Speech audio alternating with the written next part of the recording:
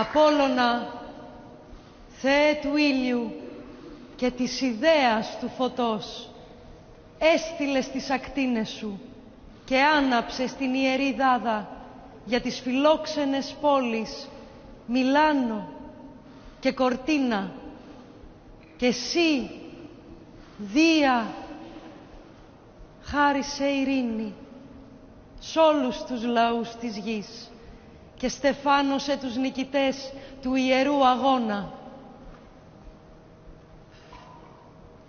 Και τώρα η Πρωθιέρεια Μέριμνα θα παραδώσει την Ολυμπιακή φλόγα στον πρώτο λαμπαδιτρό, χάλκινο Ολυμπιονίκη, στην Κοπηλασία στο Παρίσι 2024 Πέτρο Γκαϊτατζή.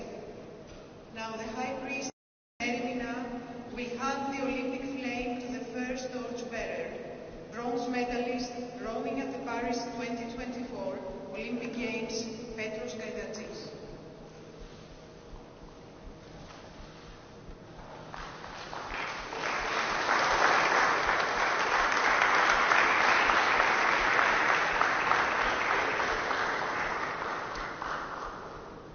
Τίνελα, ω Καλλίνικε, τίνελα,